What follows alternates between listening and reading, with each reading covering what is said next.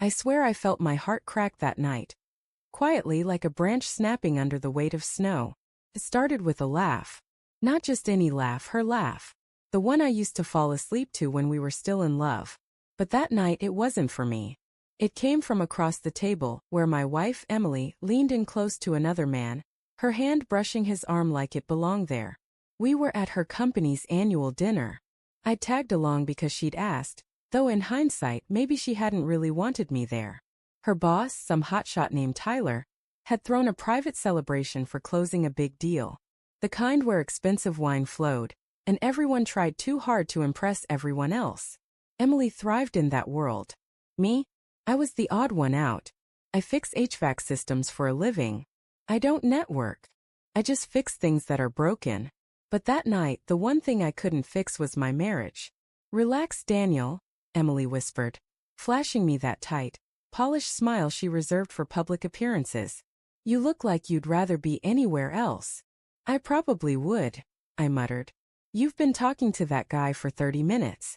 You barely looked at me. She rolled her eyes. God, not this again. He's my coworker. Can't I talk to people without you turning into the jealous husband cliché? I'm not jealous, I said. She cut me off, still smiling for the room. Then stop glaring like you're about to throw a punch. I looked at her. Her lipstick was perfect, her dress elegant, her perfume intoxicating. I used to love seeing her like this. But that night, all I saw was someone who'd outgrown me. Someone who looked happier in another man's presence than in her husband's arms. I took a deep breath, trying to calm down, but then I saw Tyler whisper something into her ear. And she laughed again, leaning closer. My hands clenched around my glass so hard I almost cracked it. That's when she turned to me, her eyes cold despite her smile. If you're that jealous, Daniel, she said softly, but with venom just beneath the surface, then go home. Her words sliced right through me. Go home if you're jealous, she repeated, almost daring me. So I did. I stood up without a word, grabbed my coat and left. The drive home was silent. Just me, the hum of the tires, and the echo of her voice in my head. Go home if you're jealous. Sounded like permission. No, like dismissal. When we first got married, Emily used to cling to my arm at parties, proud to introduce me. This is my husband, Daniel. He can fix anything, she'd say with a smile that made me feel like a hero. But somewhere along the way, after her promotion, after her fancy new friends, she stopped introducing me with pride. Now I was just Daniel, the guy who didn't belong in her polished world. I parked outside our house and sat there for a long time, staring at the empty passenger seat. My phone buzzed a few times, texts from coworkers, maybe a friend, but not from her. She didn't even check if I made it home. I didn't sleep much that night. I tried to, but every time I closed my eyes, I saw that smirk on her face, the way she looked at Tyler, the hand she rested just a little too long on his arm. By 2 a.m., something inside me broke. I wasn't just jealous anymore. I was done being treated like a nuisance in my own marriage. So I made a decision. Not out of anger, out of clarity. If Emily wanted space so badly, I'd give her all the space she needed. When she stumbled in at 3:47 a.m., I pretended to be asleep. I heard her heels click across the floor, then stop. There was a faint scent of whiskey and men's cologne, not the kind I wore. She hesitated, maybe glancing toward me. Then I heard her whisper something under her breath before tiptoeing into the bathroom. The shower turned on. That's when I noticed the smear of lipstick on her collar. It wasn't the shade she wore to the dinner, it was darker. Something twisted in my gut. I wanted to confront her right then, demand answers, yell, "Why are you doing this to us?" But instead I waited. Morning would reveal everything. When dawn broke, I got up quietly, brewed coffee, and started packing. Not much, just the essentials. My clothes, tools, and a few keepsakes. Then I left my wedding ring on the counter beside her favorite mug. By the time she woke up, I was gone. At 8:32 a.m., my phone started ringing. It was her. I ignored it. Then came the texts. Emily. Where are you? Emily, Daniel, we need to talk. Emily. Why would you just leave like that? Emily. This isn't funny. By noon, she was calling nonstop. When I finally picked up, her voice was shaking. Daniel. Where the hell are you? At peace, I said quietly. What does that mean?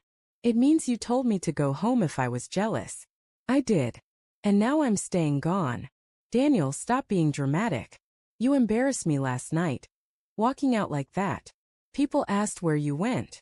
Maybe you should have told them I went home like you told me to. She went silent for a few seconds. Then her voice softened. You're overreacting. I didn't do anything wrong. I laughed bitterly. You didn't do anything? Emily, you came home at nearly 4 in the morning smelling like someone else's cologne. You think I'm blind.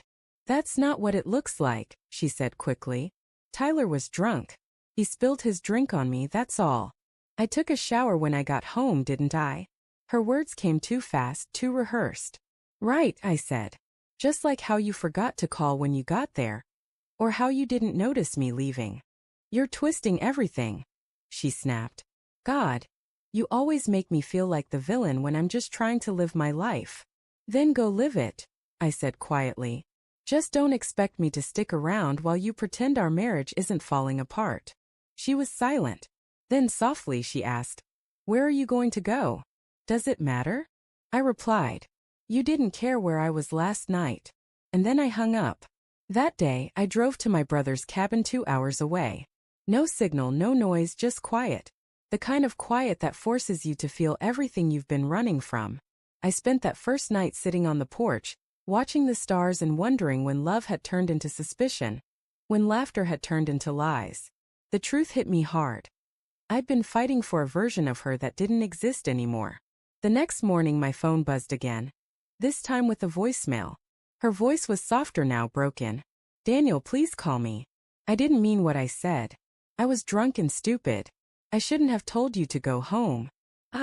She paused and I could hear her start to cry. I don't even know why I flirted with him. It didn't mean anything. But when you left it felt like I lost everything. Please come back. We can fix this. For a second my heart almost gave in. But then I remembered the look in her eyes when she told me to go home, the utter indifference. It wasn't one bad night. It was years of small deliberate choices that chipped away at us. So I texted her one last time. You told me to go home if I was jealous. I finally did. Turns out home isn't where you are anymore. Weeks passed. She tried calling a few more times then stopped. I heard from mutual friends that she quit her job shortly after the incident. Apparently, word got around that she crossed the line with her boss. Karma, I guess. As for me, I started over. Rented a small place, went back to work, rebuilt my peace one day at a time. I won't lie, it still hurts. I still think about her laugh sometimes and how it used to belong to me. But the pain doesn't own me anymore. Because the night she told me to go home, she thought she was pushing me away out of spite. She didn't realize she was freeing me from a version of love that had already died. And that, more than anything, was priceless.